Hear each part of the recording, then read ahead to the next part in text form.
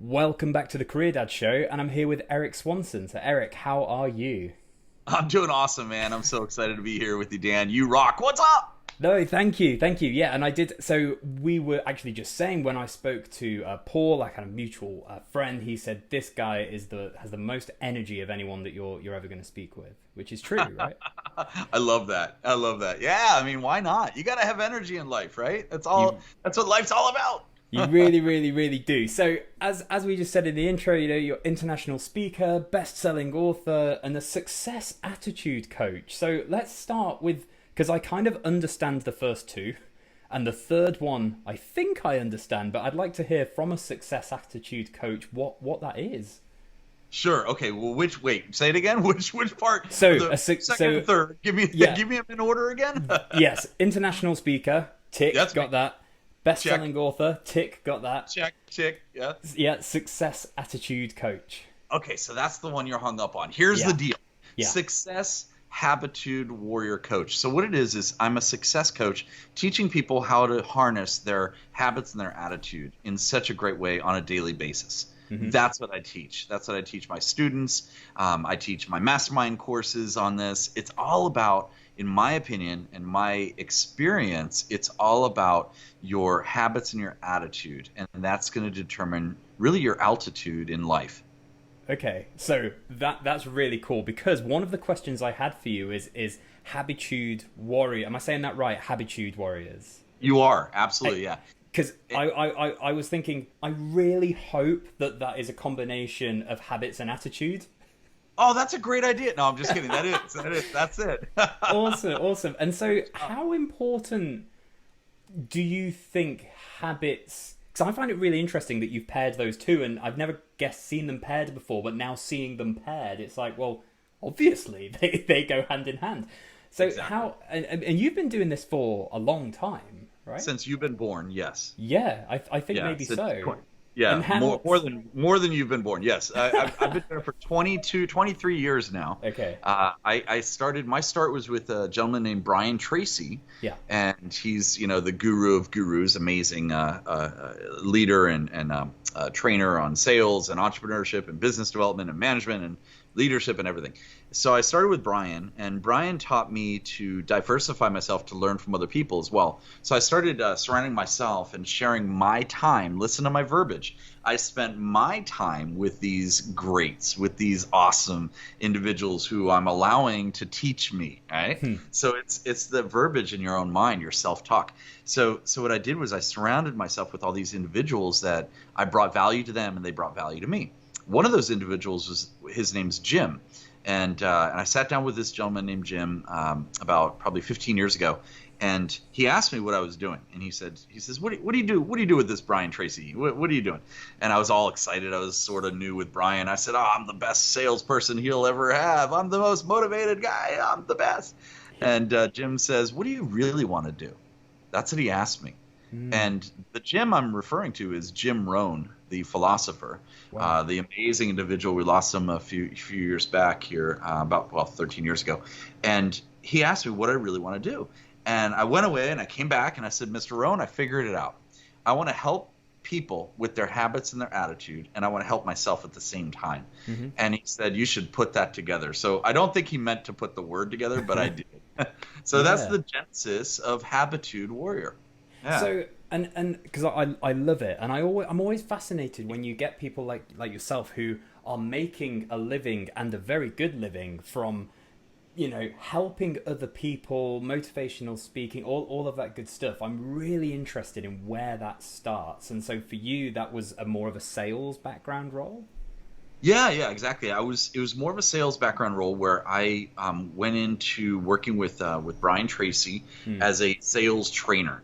So Right. what I did was I was in training people on their goal strategies, their time management skills, their habits, their different things that they had going on to prospect, to lead generation, to build their business and close more effectively and handle those objections more effectively.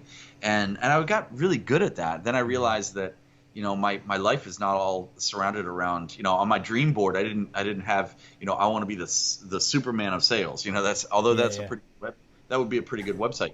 But I didn't want to be the Marvel salesperson. Oh, another good website right there. But I decided that, I really want to harness these habits and attitude, because I think that's ingrained in all of us, and we can actually learn. We learn how to handle ourselves throughout the day from our childhood, of being brought up by parents, and I love what you're doing with the career dads. I love it. Thank you. And our parents are big influences on us. That's why if we as parents of a lot of kids and even you just family members around you and people that we're all parents of somebody, because we're all mentoring somebody. The people are always looking at us as mentors, whether we know it or not. So you're mentoring them in a good way or a positive way. Are you walking down the street and you're picking up the trash in front of you because it's now yours, because it wasn't yours earlier, but now it's just sitting there in front of you. It's your responsibility. Pick it up. Be a great human being. And your kids are learning these processes of habits and attitude, and that all of that's encumbered to your success. I really love, and I've not actually heard it before, the comparison between parenthood and mentorship. I think that's really important, because as a parent, that's what you want to do for your kids. But I always find it fascinating that the interactions that you can have with someone on a day-to-day basis, or it could be a passing moment, it could be a little smile that you give to someone as you pass them in the street, that could genuinely impact that other person's day for better or for worse, depending on what you choose to do in that moment. And I find that quite fascinating. Absolutely. I've got two friends of mine that talk about that. One gentleman is a great speaker, friends of mine, Doug Grady, and the other one is the founder of Make-A-Wish Foundation, Frank Shankwitz. And they talk about the ripple effect. Right. And the ripple effect is whatever you do now, it's like kind of like the butterfly effect, right? Yeah. Whatever you do now, it's going to ripple into a positive or a negative, depending on how you look at it, right? Yeah. Or how you harness it, how you service it, right? Yeah. So it's all up to us. Absolutely, and that links in really nicely to a question I had about attitude, because you clearly have a super positive attitude. Thanks, I like to think that I've got a positive attitude. Do you want some? Here you go. It's just like going down to Starbucks and be like, hey, can I have a triple latte attitude, please? That'd be great. Thank you.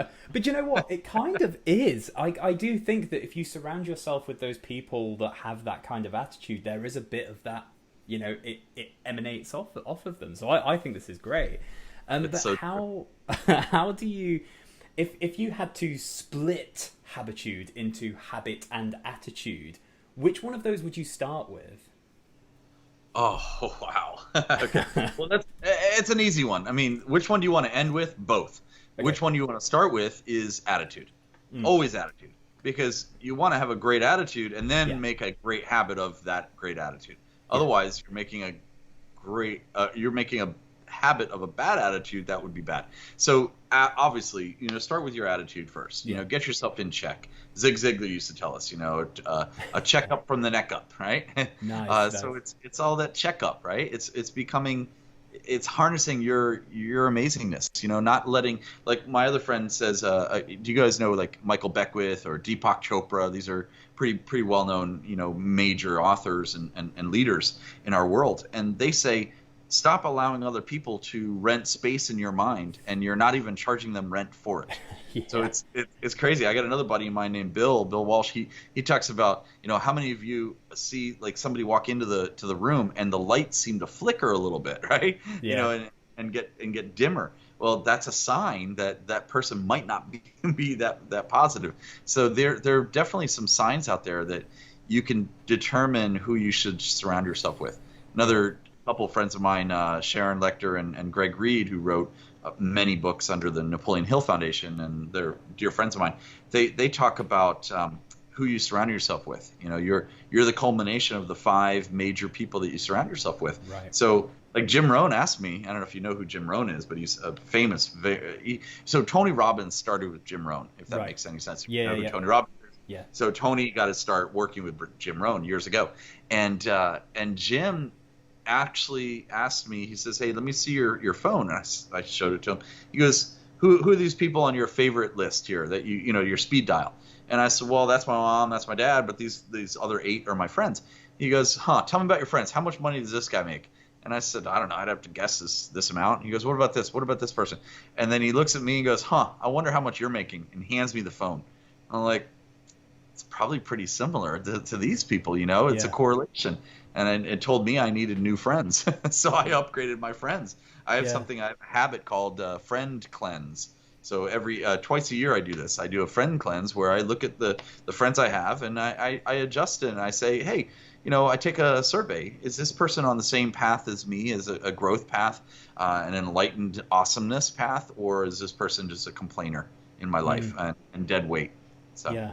And there's a number of things I want to delve into with that, and I think we only have 5 more hours, so we're good. Yeah, so we're good. By the way, I've already looked it up, and I can't find how to get your accent. I don't know where it is. Yeah. It just keeps on coming up with 007. So I guess I'll just. There'll be a voiceover app, I'm sure, at some point. Yeah.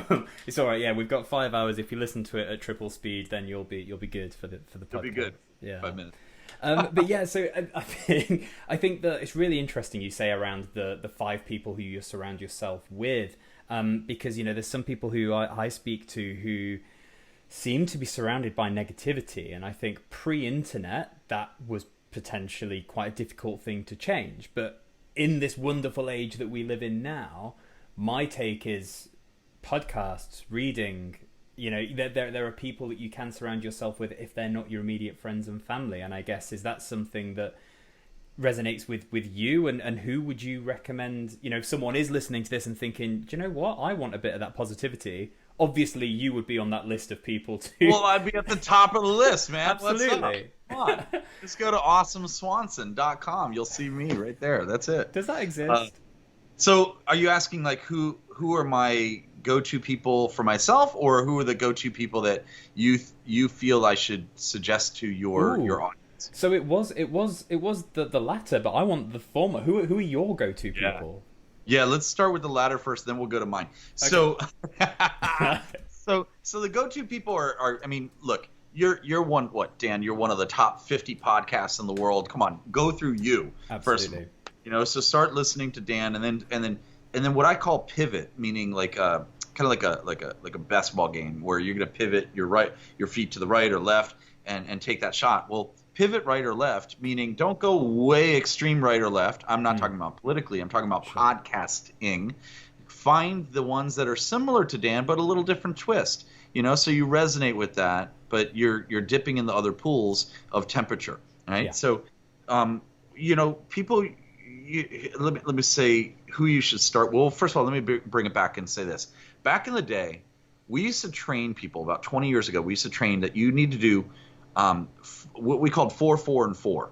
And this was every quarter. Okay, so 4, 4, and 4. It was 3 4s. Okay, the first 4 is 4 audiobooks. The second one was 4 books, actual books, okay, to read per quarter. And the third one was 4 events or seminars or live something, like not just like a webinar or anything, but actually going to an event. Could be a networking, could be an hour long, could be 5 hours, could be a 3-day event or a retreat or something. But that's what we taught back in the day. And now it hasn't really changed, So what I recommend is look for these books that are going to help you build your life and your lifestyle and your business and your really, I mean, it comes down to in order to build your business, you need to build you first. So in order to be a great dad or a great mom or a great soccer player or a great whatever, or football, whatever you guys call it, you got to, I guess we call it football. Never mind. So you have to be, no, you guys do. All right. So you got to be a great person first. You have to be a great human being. There was a study years ago that was a resolution, like January 1st, what are your resolutions, right? You're going to write down 10 resolutions.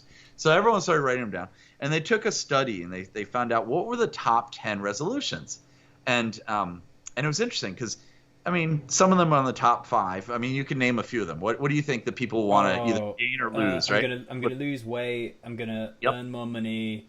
Maybe drink less. Less alcohol and drugs. Smoking, that kind of stuff. Less smoking. Lose weight. Lose weight, get into the gym, exercise more, right? Eat healthier, right? That's another one. Another one on the top 10 was something like get a better job, which is always interesting, right? Because we all are in charge of our own jobs, our own lives. And then the last one was be a better person. Ooh. Or be a better human was the last one, number 10. Which, in my estimation, if you take number 10 and do that, you're going to be great for number 1 through 9. Okay? So just do number 10.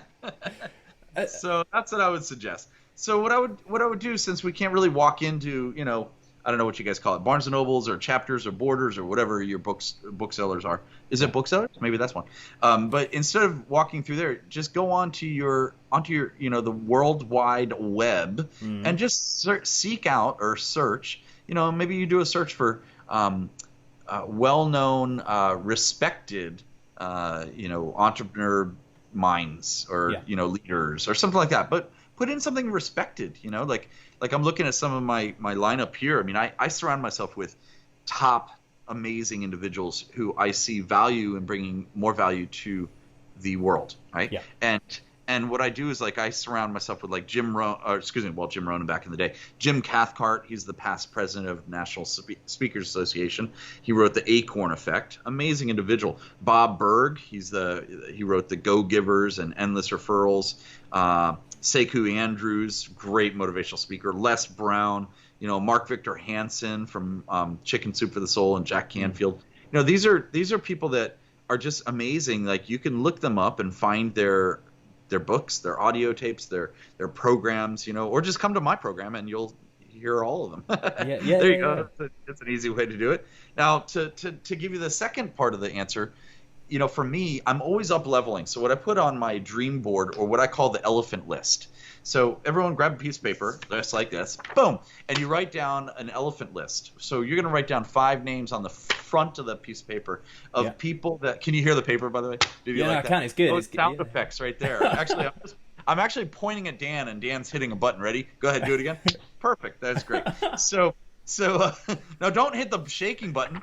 No, that's the shaking button. Here, there you go. So long story short, grab a piece of paper and you grab your pen, and what you want to do with it is write down 5 names of people you want to start surrounding yourself with and put it in the universe. Put it in your universe, okay? Mm-hmm. What that means is, like for me back in the day, I wanted to surround myself with Chicken Soup for the Soul book series authors, the creators.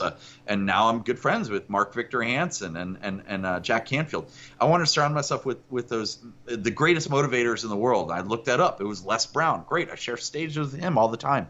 I wanted to surround myself with all these individuals. Like I saw Shark Tank on what do you guys call it? Shark Minnow Tank. What do you guys call it over there? We've got Dragon's Den. Oh, Dragon's Den. All right. Why? You're across the pond, man. You should be calling it Pond. I don't know, Pond Guppy. It didn't sound as good. It's not as strong. I don't think. It's not. So the Shark Tank that we call it over here. What's it called? Dragon's Den. Dragon's Den. Yeah. There you go. Oh, that's medieval. So oh, because you guys have castles. I get it now. So long story short, we went ahead and I saw Shark Tank, and I was like, all right, I want to hang out with one of those guys. And you know what? Interesting enough, I said that out loud, and I wrote it down. I said, I want to start hanging around with one of those guys from Shark Tank. And guess what? I'm really good friends with one of them. I should have written down, I want to hang out with 3 or all of them. But I didn't. I only put 1. That's interesting. I just caught myself on that right now. Interesting. I just had an epiphany right now with you, danreed.com. So the deal is I went ahead and put that down for myself, and I became friends with Kevin Harrington, one of the very first sharks on the Shark Tank over here. And now I'm friends with Laurel Langemeyer from The Secret. Are you familiar with the book The Secret? No. So it's a big, huge phenomenon book worldwide about 20 years ago.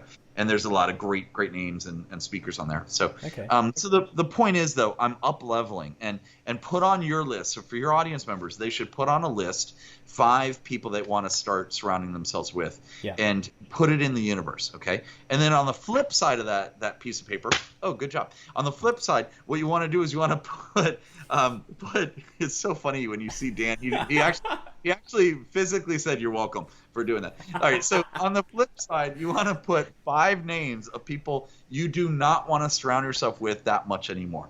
Okay, so so you got the elephant list on the front and then the donkey list on the back. Okay, the donkey list is who do you know that's dead weight, that's dragging you down, that's bringing you down, that, now don't call them and say, hey, you made part of my list, right? Don't do that. But all of us know people that we constantly have to like correct them and say, no, you should be positive about this, or they're constantly complaining about something. It's like, enough is enough. Yeah. Let's move to the next level. What's the next step, Yeah. No, absolutely. And it's funny because when you answer your question, what was your question? Like where I grew up? I'm sorry, I didn't answer the question. No. It's a much better answer. And it's interesting because when you talk about surrounding yourself with these greats, for someone like me, that is reading a book or listening to a podcast, where for you, it is literally surrounding yourself with the people. And I guess, yeah. But how did you make that? How did you get to that bit, going from, I've read the guy's book, to I'm now having dinner with him?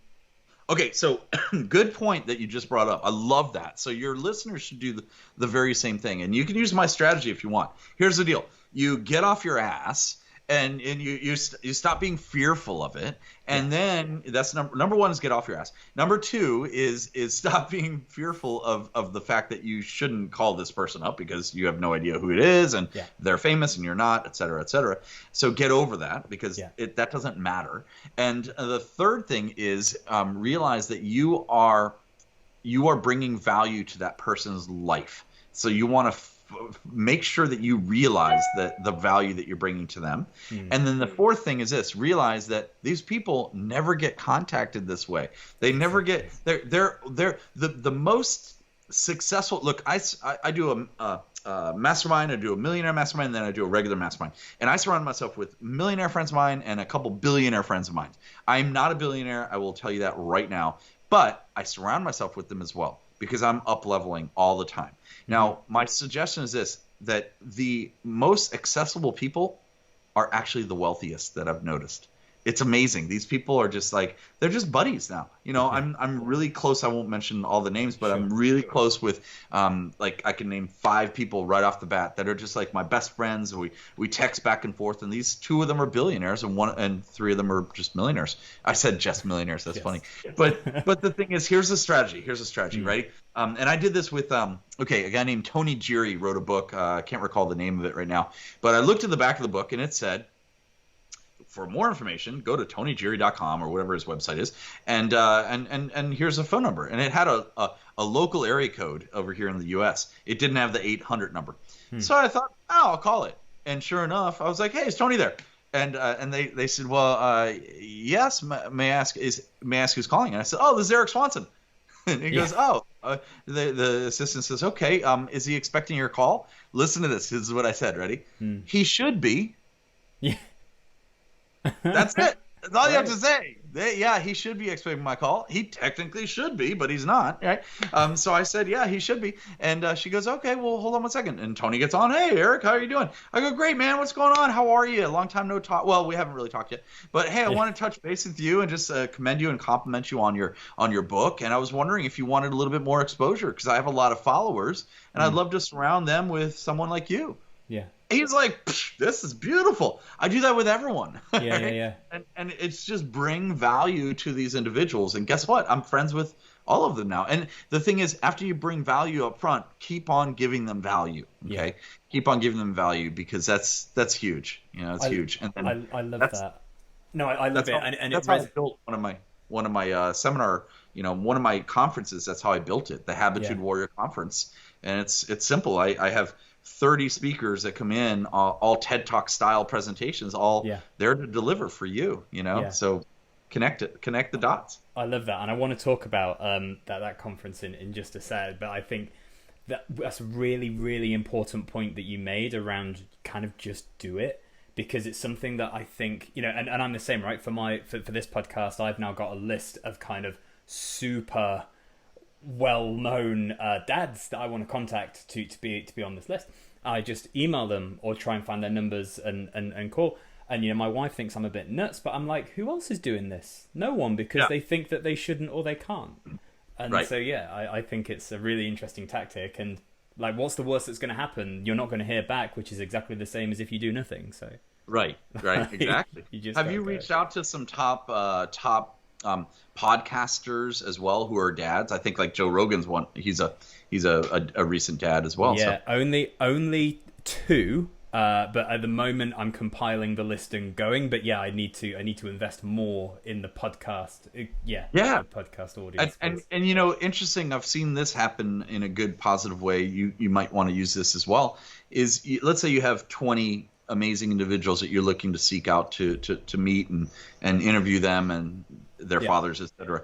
And what you should do is put the list in a Facebook post or LinkedIn and say, hey guys, I just wanted to do a little shout out. I'm highlighting these individuals. Anyone who knows any of these people, let me know, because I'd love to highlight you as well. Boom, you get the instant credit, referral that way. I love you said that, because I literally have a post that I'm ready to copy and paste into LinkedIn, and I just haven't quite done it yet. So maybe that's the kick to do it. Yeah, and another kick here is this. I'm going to be very straightforward with you, because I know you love LinkedIn. I get it. You're a LinkedIn guy. I get it, which is awesome. But the thing is, most people, if you want to expand and expand your horizon and expand your reach, but not only expand your reach, but have other people be able to see you, then you need to go where people are, right? You need to Wayne Gretzky it, right? Go where the puck is. So what I would do is like I teach this in one of my courses and in my masterminds. What we do is we teach, there's 7 major players in platforms of social media and marketing.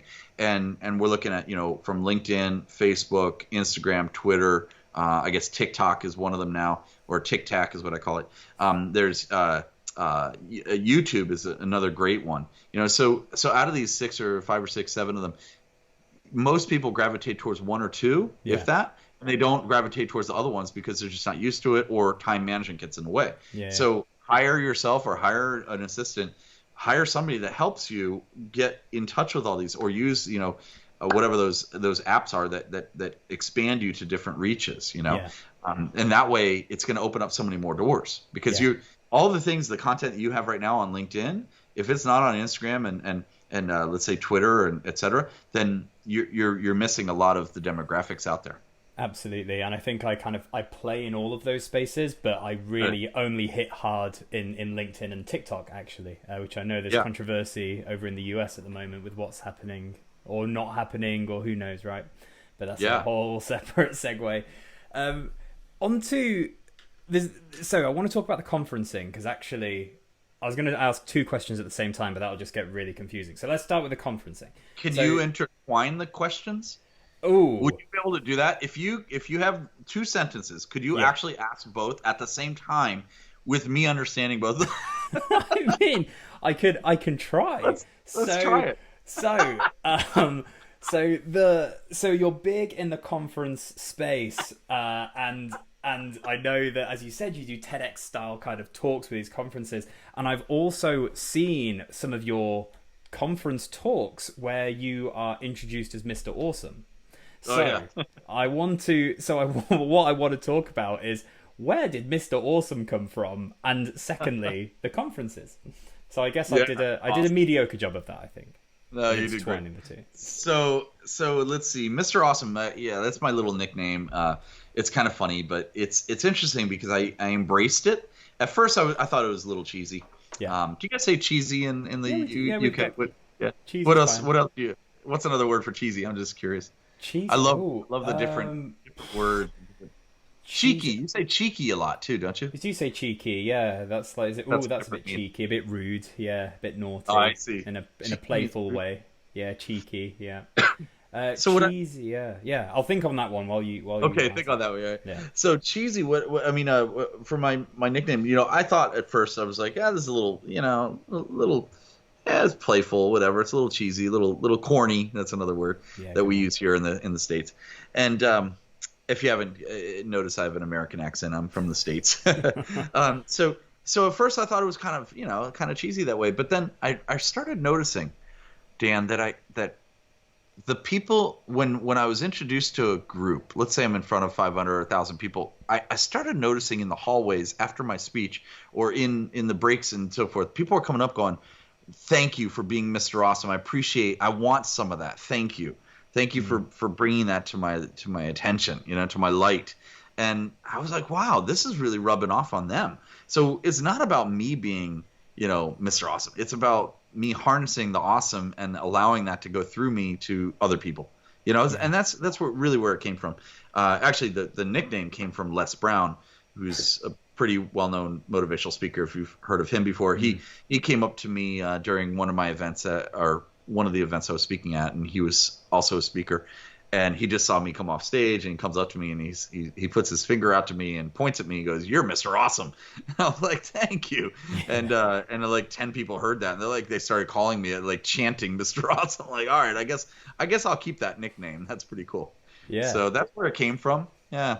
Brilliant. And I really feel like you can put that word awesome into any sentence, really. It's like, I was on my mastermind yesterday, and we're talking about honoring people and they were talking about honoring something to do with my company or something about my stuff. And I said, no, we're not honoring me and my company. We're honoring the awesomeness inside of all of us. And good point. So you could really intertwine or interchange that word into anything you'd like. Another word would be fabulous or amazing or giant or gracious. You could change it into anything, really. I just chose awesome. Yeah, and I actually like your descriptor there, where you say that there is just awesome, and you're almost a conduit for it for other people. Right. I really like that, and that really goes to I've obviously read up a bit about you, your ethos of giving. You seem to be a real big giver and just wanting to give something back to the world. And I guess where does that come from? So it comes from my dad. He's always a giver. My father was the kind of guy that would never lock his door. And I always wondered when I came back from college, and I'm back. I go, Dad, I'm coming back. I'll see you in a little bit. Are you home from work yet? He goes, no, it's okay. I'll see you at the house. It's open. I go, it's open, Dad? You didn't even know I was coming home today. He goes, oh, no, it's fine. I'll leave it open all the time. I'm like, what if somebody comes in and like, yeah, that's fine. They could take a nap. Whatever, that's fine. He's just like a giver, and I just lost him recently, a little bit ago, a few years ago, and thank you. And he, you can't see this, but I wear a necklace, a dog tag that says NDSO, and I'll say the initials again, NDSO, and that stands for No Drama, Serve Others. So it's all about, for me, it's all about serving others. It's all about, forget the drama. Let's stop dealing with this drama. Let's move to serving the world in such a great way, and we need it more than ever right now. So yeah. I'm learning. I live here in sunny San Diego. By the way, it's boring. Don't move here. It's boring, guys. It's 75 degrees every day. Fahrenheit. There's no like. It's just sunny and 75. Don't worry about it. It's boring. Don't come here. So the point is, though, just kidding. All of England hates me now. So the point is, I live here in San Diego, and I'm walking down the street, and this morning I'm getting a bagel, and I'm telling you, man. I mean, you're gonna run into half the people are excited about life, and the other half of people are pissed off about something. Yeah. So I've learned now. I'm training myself again. This is a new normal for me. I'm just saying thank you to everyone. Everyone who throws something at me, whether it's a compliment and a smile, I say thank you. Whether it's a banana peel, and the other day someone got really mad at me for not having my mask on at the quickest possible. It was right in my pocket. It was coming up to my face, and she got mad at me. And then they all like Lord of Flies on me. It was really weird. And I literally got kicked out of that not just the establishment, the whole neighborhood. They kicked me out. So the point is, though, I'm looking at this going, all right, thank you. Thank you for allowing me to hopefully shed some awesomeness on you if you ever get to a bookstore or read my book or my 5 books or whatever you want to do to change your life, Mr. and Mrs. Negative, please do. But I'm not going to be part of that anymore, So I'm choosing to thank the universe, whether it's positive or negative, and thank them for me being me.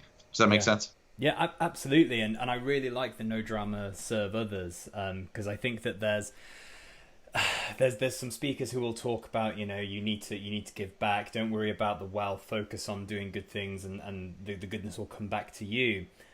Which for me is kind of the serve others bit, but I like the no drama bit. I like, there are people who really do hang on to that, and I just don't understand. And I'm assuming that, I think it just comes from a place of fear and unhappiness within themselves. Sure. How do you sort that out?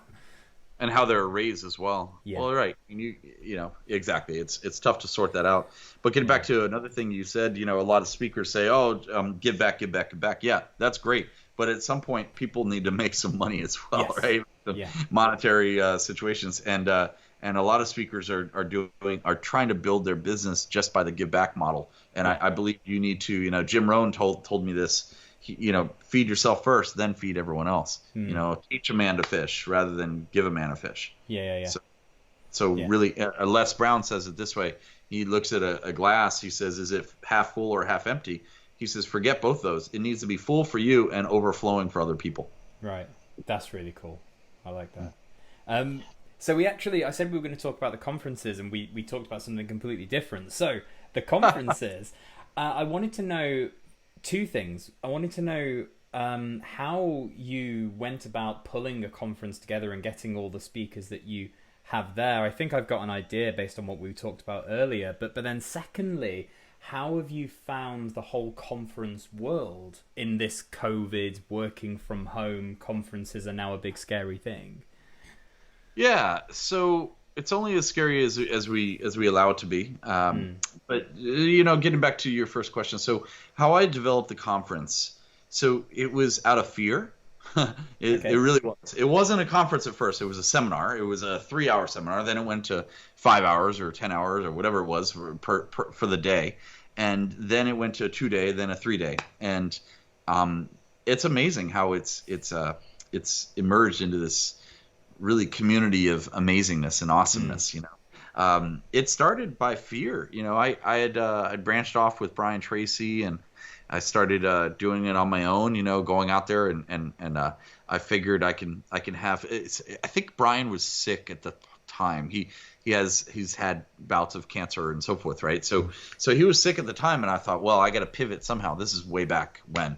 2000, 2001 or something, and I had to pivot, and I brought on a couple other speakers, and it was trial and error. You know, I had issues coming in and going out. You know, and basically the speakers that I brought in were not resonating with the crowd as much as I thought they were going to. So I went from a very comfortable space with working with Brian Tracy to a very uncomfortable space of fear, and I had to realize that, or I did realize that it was up to me to fix this and Mm. and build it in a great way. So after a few stumbling blocks and speed bumps, I realized that, okay, well, I'm going to settle in on the people who really resonate with the crowd, and that's this person or that person, this person. And so I started building that list of that conference. Let's say it was a seminar back then, only a 1 day or 2 day, and Mm. it was a seminar. The difference in my eyes is a seminar is really teaching people and then selling them, and then Right. a conference is my favorite because it's a community. Yeah. It's an experience. It's not what's said on stage. It's what's being said during the breaks, and what Yes.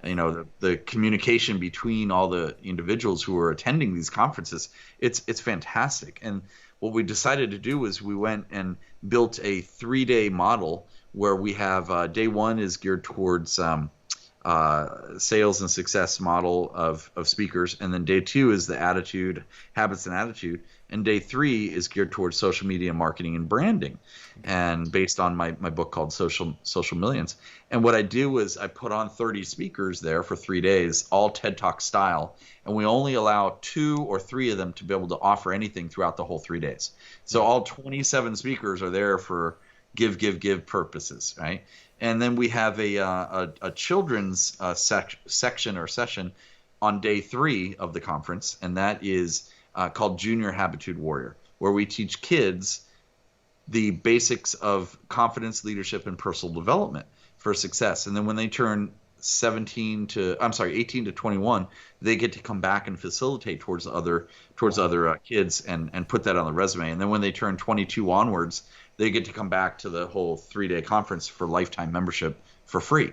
So just because they've gone through our program, we've had countless, hundreds of kids that have gone through our program so far, which is so cool. And they get a Junior Habitude Warrior workbook and the whole thing. It's really rewarding.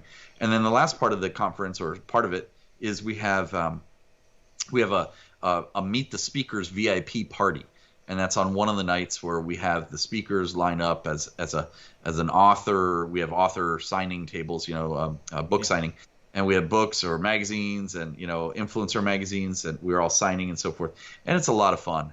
So that's all giveaway to the audience members. They get to come to that, have a glass of wine, meet their favorite speaker, and have a book and have it signed by them. And all these speakers, the audience members walk away with 27 to 30 different programs that they get basically for free. Yeah. Which is so cool. Yeah. And then we have a wrap party on Saturday night. Yeah, I bet.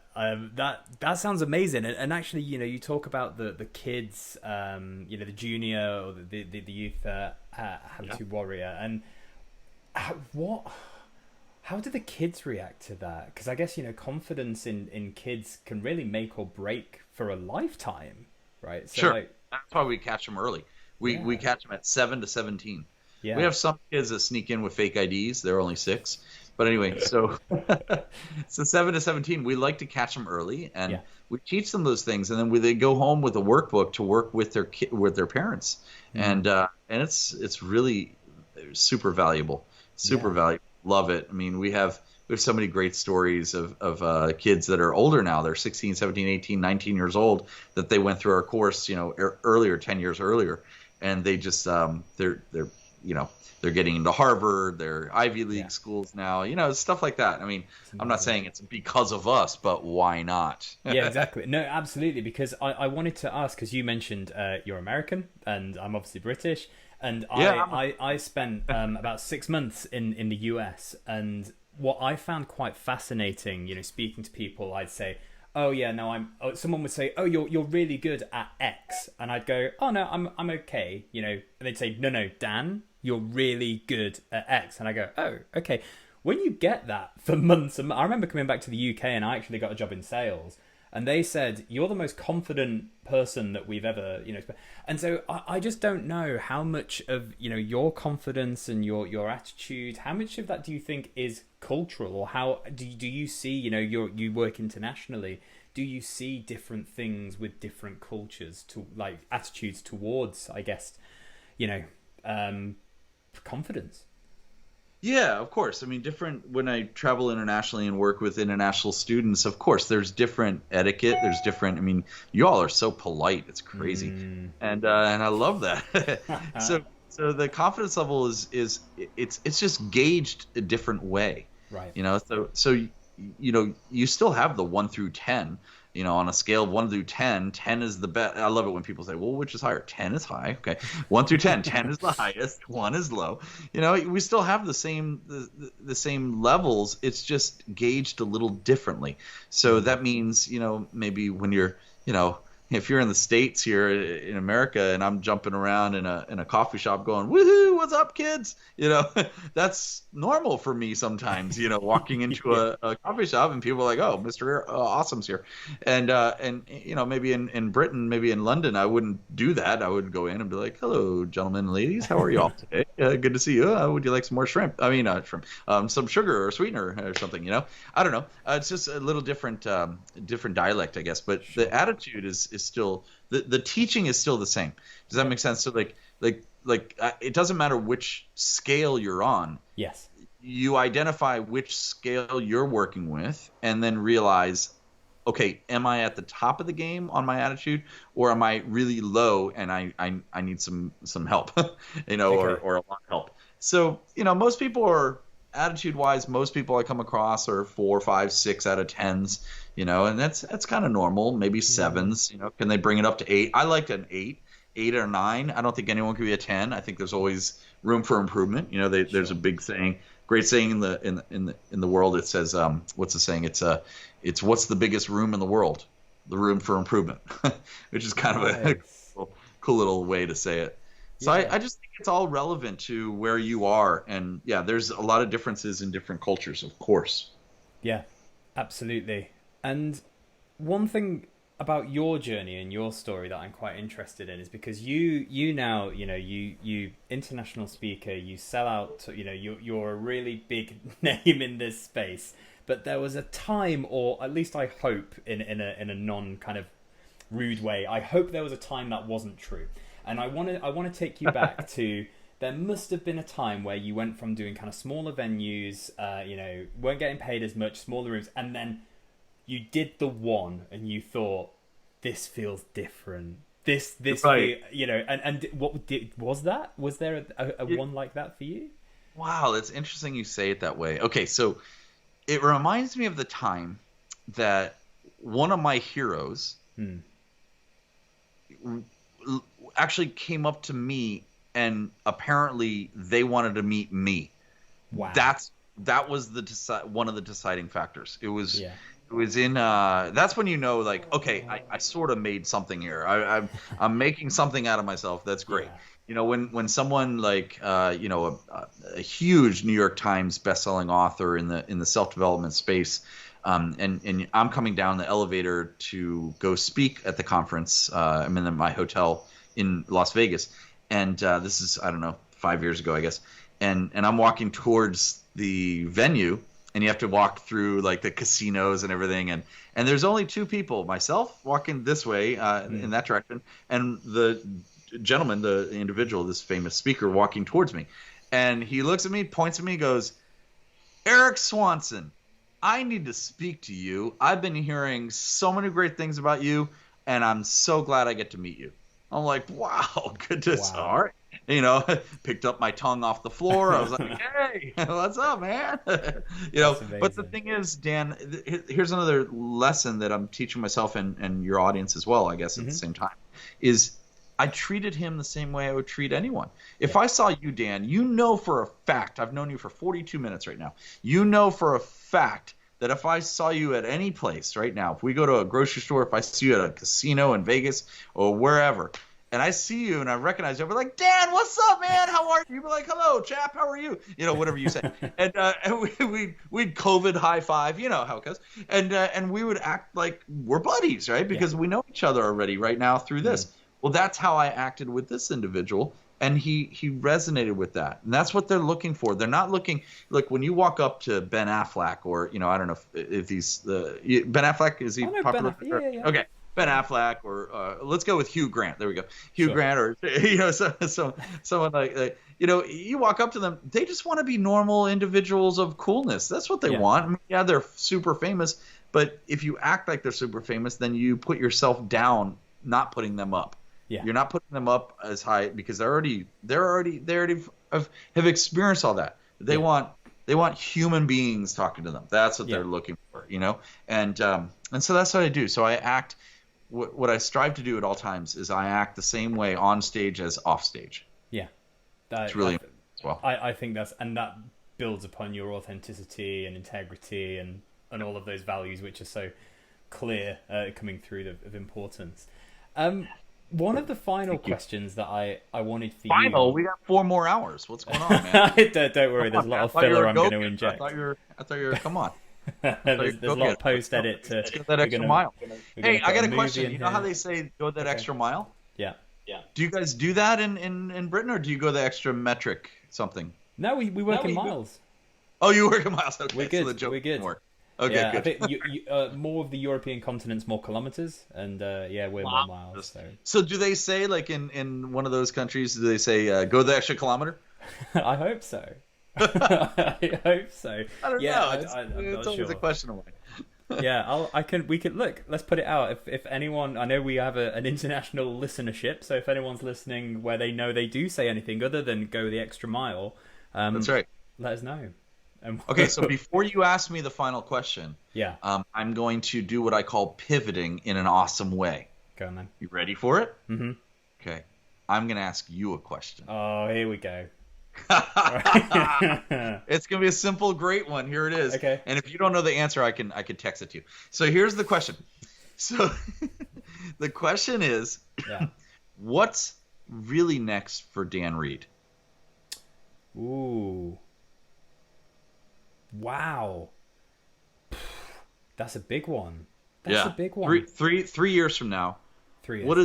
What is Dan sitting on that he's built already in 3 years? Do you know, so something that I'm really, really passionate about is mentorship. and trying to give back and help others. I spend a lot of time working with schools and universities in kind of early careers, right? I want to help that area. Yeah. Something that I've been thinking with for career dad is some sort of mentorship program. I think, as well as, you know, when I became a first-time dad and I went back to work, I actually found it quite hard that I wasn't able to talk to other dads about this new experience that I was going through, because it was, well, that's just being a dad. You just get it, you just get on with it. So there's kind of a twofold thing that I'm really interested in centered around mentorship. One is a mentorship program for mums and dads, but for new parents returning to work, to pair them up with not new parents that they can have kind of a relationship with, talk that through. And then the other is just some sort, because it's career dad as well, right? So on the career side, to maybe look at something pairing students, probably older students, 15, 16, 17, and university, with mentors in business to help them transition what they've learnt from a theoretical educational point of view, and talk about things that just don't get talked about on university courses, like politics, like, office politics. Do you know what I mean? So Sure. I think I would like, in 3 years' time, to say, yeah, this is a really cool program that's now helping people. That's great. All right. Well, let us know how we can assist you on that. I mean, if you send us some information on that, on your, just one paragraph or two paragraphs of a description of what you're looking to do. I have such what I call the Rolodex, right? I have a Rolodex of individuals that I'm thinking of right off the bat that I'd like to pair you with, such as Make-A-Wish Foundation founder, or my friend who's who actually has a blockbuster movie on Netflix now, and he does documentaries. Wow. To individuals that are like this gentleman, Chris Salem. He does he something to do with teaching and parenting the right way, because he never was parented the right way. Interesting. Yeah. I'm hearing from you, the mentor dad. I'm not sure if that's taken, but I love that. The mentor dad, mentor mom, mentorparents.com, something like that. It's interesting. So happy to help you. I actually have something that a nonprofit that we've been working on in my offices here in the States, called Inner City Speakers. So it's all about inner city, and we take our speakers to the inner cities of kind of violence, violent cities, or not violent cities, but the really down and out individuals, or in the downtown Dallas, Texas, or Phoenix, or whatever cities that are kind of like rough areas, rough neighborhoods, and maybe projects and so forth. And what we do is we teach them, we train them, we help them, we help them have their own voice, and we bring them off of the stages of their life right now onto the stages of their life they should be. So it's kind of like a inner city speakers. It's a kind of a cool concept that we're putting together. So it kind of reminds me of what you're doing with the teachings in the colleges, universities. I love that. Yeah. That's awesome. Let's a lot of friends that are university professors that are always looking to bring that conscious conversation that you have to their students as well.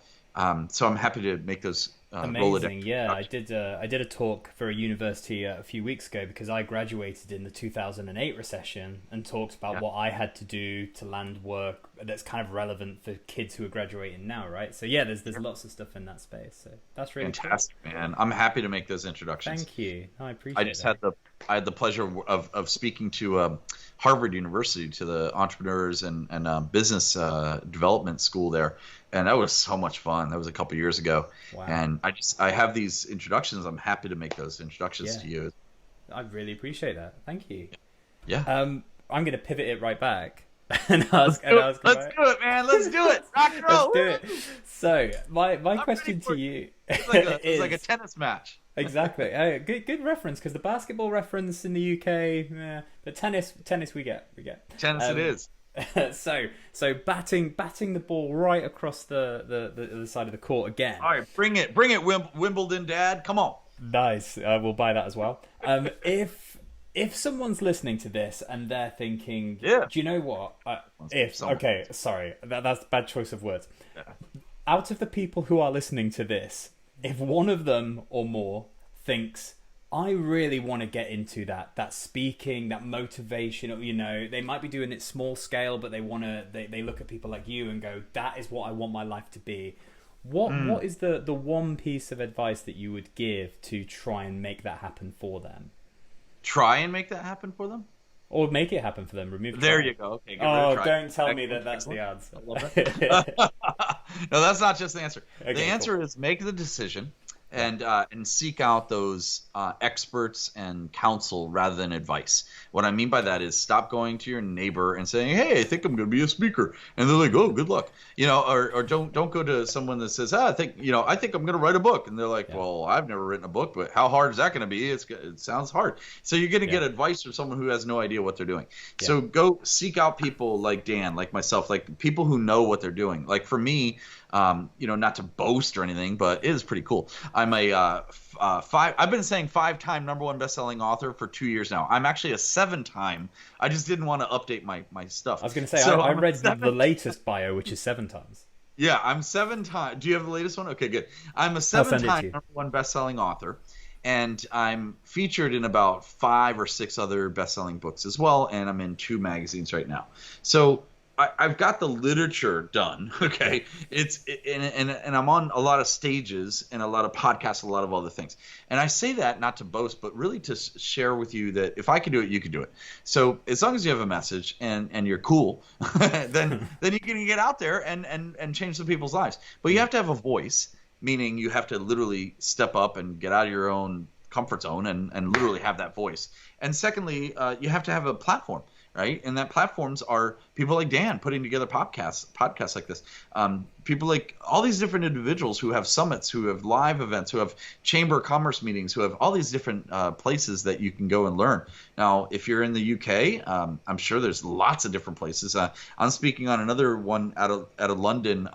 It's an entrepreneur's. I think it's intellectual. It's Intelligent Millionaires Network. That's what I'm speaking of. They're excellent. They're great people, So connect the dots, connect with these individuals. Start surrounding yourself with these people. And then when they ask you, by the way, when they ask you right up front and let's say you're brand new, you haven't done anything yet. When they ask you, what do you do? Don't say, "Oh, I'm thinking about getting this," or I'm going to try to do this. You say, "I'm a lifestyle coach and leader for the masses of awesomeness." And then and then don't smile, don't laugh. They're gonna go, "Wow, oh, that's wow," and you go, and you can say silently to yourself, you go, "Yeah, wow, holy crap, that was great."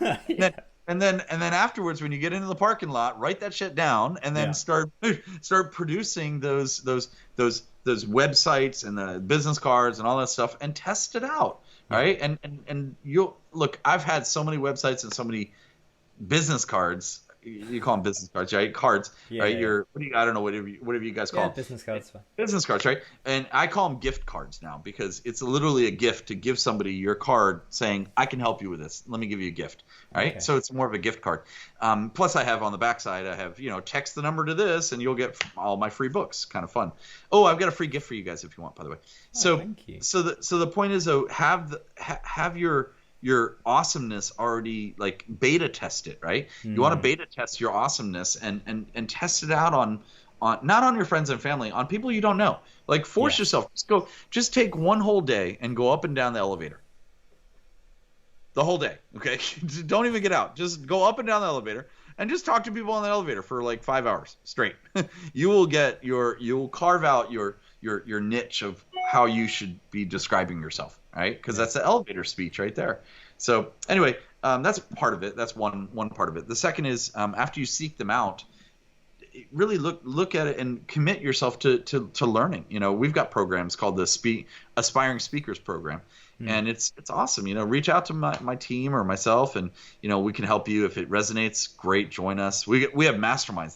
That's the thing that I'm so passionate about right now. We have something called the Habitude Warrior Mastermind. Right. And if you want to look it up, do you mind if I share how to look it up? I do, and I'll put the links on the podcast as well. You're cool with that? Okay. Yeah, so easy way to look it up is awesomemastermind.com.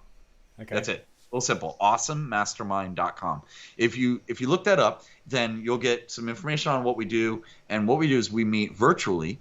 So you can do it from the UK. We meet twice a month for 90 minutes. That's it. and we're teaching people how to harness their habits, their attitude, and the Think and Grow Rich principles from Napoleon Hill's foundation. I love it. That's great. So that's the recommendation then. That's it. There's one. Yeah, I Done. should have started there. The other thing is we are actually just launching right now the Speakers Mastermind, which is called the Premier Speakers Mastermind, and it's all about everything we just talked about, but it's geared towards speakers and building your speaker reel and your speaker everything to do with getting on stages and delivering the best speech you could possibly deliver for the best results for not only the audience but you as well. Yeah. I love that, and I think that there will actually be a number of people listening to this who will really benefit from checking that out. So I hope that they do. Tell them to go to awesomemastermind.com, sign up there, and then they'll get a huge discount to go into the speaker one as well. Awesome. Awesomemasterminds.com. Yeah. Awesomemastermind.com. Yeah. It's singular. Yep. Awesome. So, look, Erik Mr Awesome Swanson, thank you so much for spending some time with us. You can't see me. I look like Rocky right now. But it was really well timed. So I did enjoy it. I enjoyed that. So everyone else, from an audio perspective, trust it was good. That's right. Man, Have a great rest of your day. You're changing lives, my friend, and I appreciate you, and I appreciate all you're doing, and just keep rocking. You know, I mean, we all have peaks and valleys, and just keep them going, because the more, even your valleys are helping other people's valleys and peaks. Right? That's awesome. Thank you so much.